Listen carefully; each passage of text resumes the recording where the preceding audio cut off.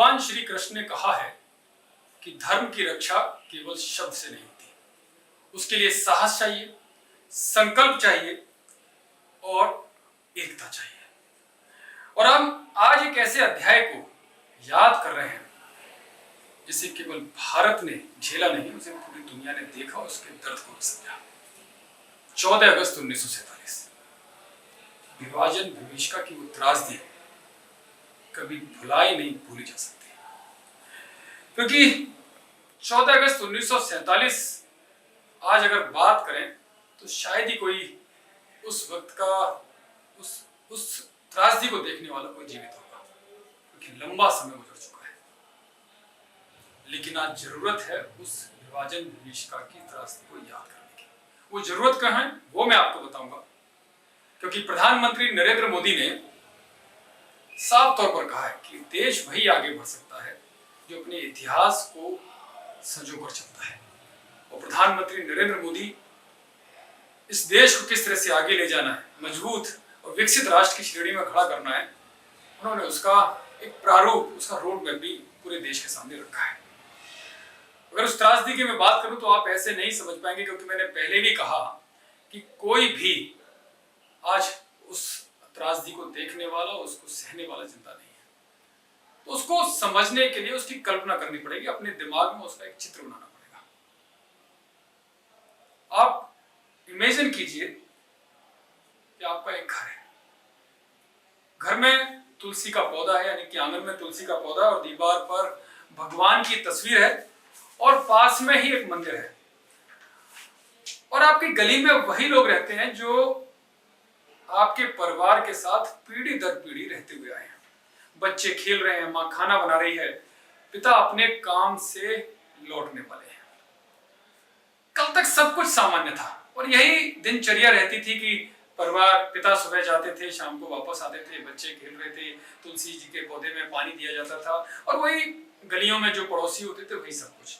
लेकिन अचानक खबर आती है कि अब हमारा जो घर है वो सुरक्षित नहीं है। और उस परिवार से कहा जाता है, यानी हमारे परिवार से कहा जाता है कि छोड़ दो और भाग जाओ। सोचिए, जिस घर को बनाने में दादा की पूरी जिंदगी निकल गई, सोचिए जिस घर में पिता का बचपन बीता, जहां मां ने अपने बच्चों को बड़ा किया, जहां बच्चे खेलते हुए बड़े हुए, वहीं पर बोल दिया जाता है कि एक रात में इस घर को छोड़ दो और नहीं छोड़ोगे तो जान से जाओगे। ना सामान मांगने का समय था, ना सोचने का समय था और ना ये पता था कि जाना कहां है। बस फिक्र थी कि कैसे भी करके हम बचे ना बचे, लेकिन हमारे बच्चे जरूर बचे। जब बच्चों के जीवन पर आती है, अपने जीवन पर आती है, तो सबसे पहले जो प्राथमिकता दी जाती है कि बच्चे कैसे भी बचते हैं। आप अगर उस तस्वीर की कल्पना करोगे, उन दृश्यों की कल्पना करोगे, तो आप बेहतर तरीके से समझ सकते हो। क्योंकि चारों तरफ अफरा तफरी मची है और बच्चा पूछता है कि माँ, हम अपना घर क्यों छोड़ रहे हैं। माँ के पास कोई जवाब नहीं था। वो केवल इतना कहती है कि बाद में सब कुछ बताऊंगी, पहले यहां से निकल लो, चलते रहो और तब तक चलते रहो जब तक सुरक्षित न पहुंच जाए। भाई और बहनों, यही विभाजन की असली तस्वीर थी।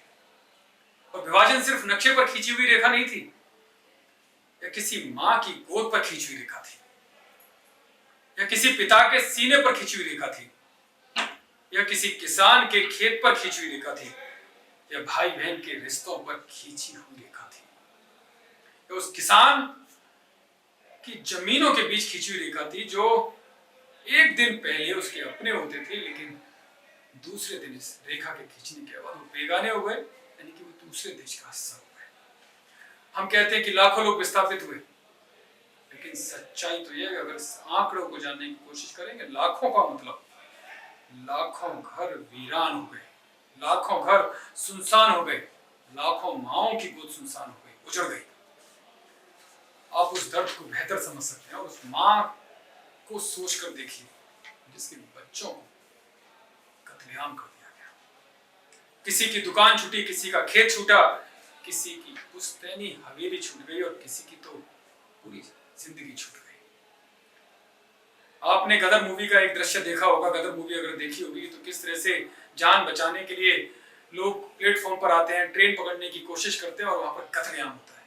वही उसी से भी ज्यादा भयावह, उसी से भी ज्यादा दरिंदगी से भरा सीन था वो। लोग बड़ी आस में पहुंचे कि ट्रेन तक पहुंच गए, तो जब हम बॉर्डर क्रॉस करेंगे, जब हम सीमा रेखा के उस पार पहुंचेंगे तो हमारी जिंदगी बच जाएगी, क्योंकि लाहौर से अमृतसर का जो रास्ता था वो महज कुछ घंटों का था। यहां से उस आस में बैठे, लेकिन जब ट्रेनें, एक नहीं कई ट्रेनें अमृतसर पहुंची, तो जिन ट्रेनों में जीवन की आस के साथ लोग बैठे थे, वो जीवन की डोर टूट चुकी थी।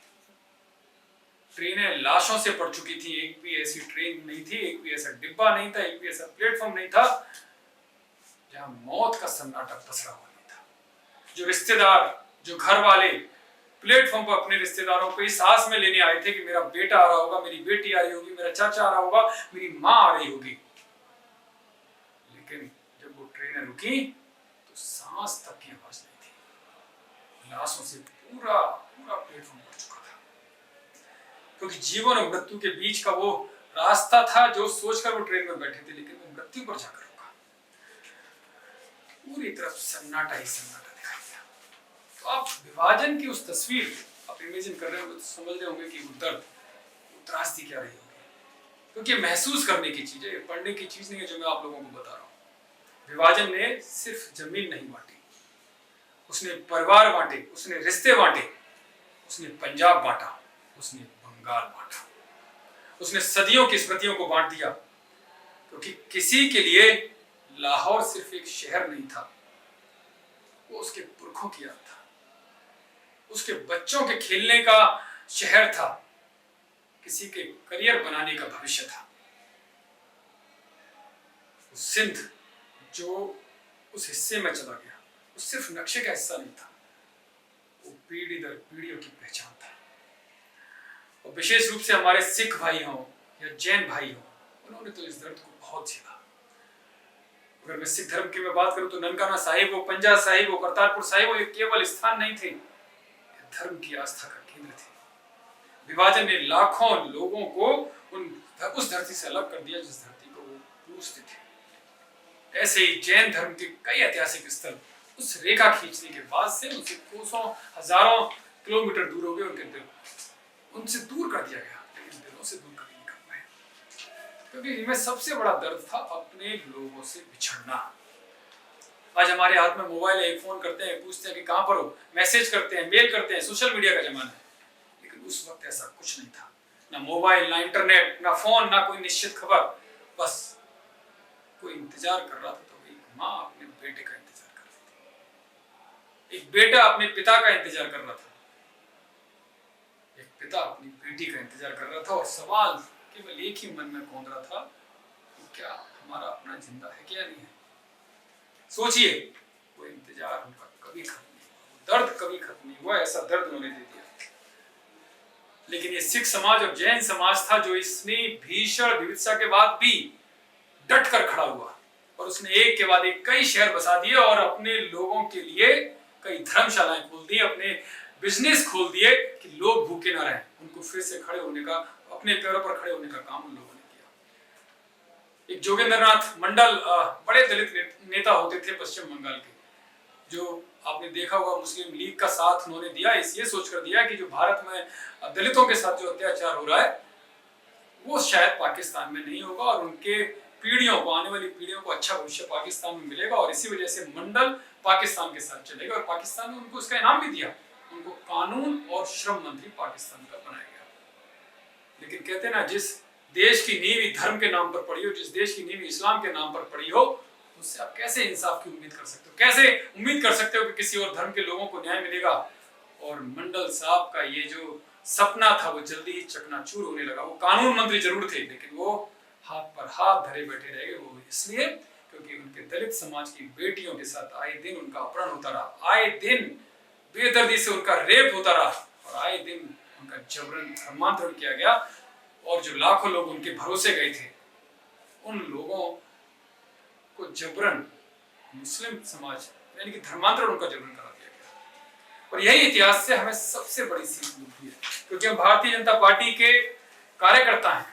और इसी वजह से प्रधानमंत्री नरेंद्र मोदी ने कहा है कि इतिहास को भूलना नहीं चाहिए, उससे सीख लेनी चाहिए और वो मौजूद राष्ट्र की सीख बनती है, क्योंकि हम राष्ट्र को माँ के रूप में देखते हैं। क्योंकि भारत केवल हमारे लिए जमीन का टुकड़ा नहीं है, वो हमारी मातृभूमि है, वो हमारी संस्कृति है, हमारी सभ्यता है, हमारी आस्था है। क्योंकि भारत हमारे तीर्थ हैं, हमारे गांव हैं, हमारे खेत हैं। और यही कारण है कि ये जमीन का टुकड़ा ना मानकर हम इसके साथ जुड़ाव फील करते हैं। इसलिए मैं आप लोगों से एक बात साफ तौर पर कहना चाहता हूं कि हमें विभाजन का दर्द याद रखना चाहिए, हमें इतिहास भूलना नहीं चाहिए, लेकिन इतिहास की आग में भविष्य को जलाना भी नहीं चाहिए। नफरत की आग नहीं फैलानी चाहिए, क्योंकि अगर विभाजन नहीं होता तो मैं गारंटी से कह सकता हूं, जो आज एक शत्रु देश बन गया है, जो लगातार कुछ ना कुछ नापाक हरकतें करता रहता है, अगर आज ये हमारे साथ होते और प्रधानमंत्री नरेंद्र मोदी की, मुख्यमंत्री योगी आदित्यनाथ की जिस तरह से सरकारें हैं, जिस तरह से काम देश के लिए, समाज के लिए कर रही हैं, किसी माई के लाल में हिम्मत नहीं होती कि वो आंख उठाकर देख पाता। और अखंड भारत का जो सपना हम देखते आए हैं, वो अखंड भारत आज विश्व में एक बड़ी अर्थव्यवस्था के तौर पर, दूसरी या तीसरी अर्थव्यवस्था के तौर पर आज काम कर रहा होता। लेकिन इस विभाजन ने जहां दर्द दिए, वहां भारत को भी पीछे धकेलने का काम किया। लोग कह सकते हैं कि काल्पनिक सवाल हो सकता है, लेकिन मैं गारंटी से कह सकता हूं, अगर आज अखंड भारत होता, जिसकी हम कल्पना बार बार करते हैं, तो आज भारत की स्थिति कुछ और होती है। और जो देश विरोधी ताकतें हैं, जो टुकड़े टुकड़े करने वाली गैंग करने वाली ताकतें हैं, वो आज शिकंजों के पीछे होती हैं, या फिर उनकी हिम्मत नहीं होती वो आंख उठाकर बात कर सके। इसलिए हमारा संकल्प होना चाहिए कि हर बच्चे के हाथ में किताब हो, हर युवा के हाथ में अवसर हो, और हर परिवार के मन में सुरक्षा का भाव हो।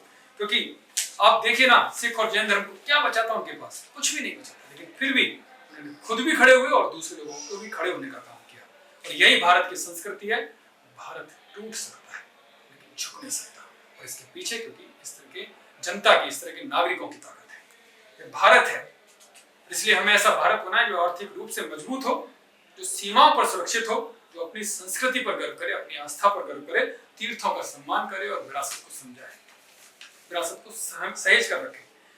इसलिए आप खुद सोचिए, कोई आपसे रातों रात कह दे कि अपना घर छोड़ दो, अपना परिवार छोड़ दो, बीवी बच्चों को छोड़ दो, अपने खेत छोड़ दो, क्या आप छोड़ोगे?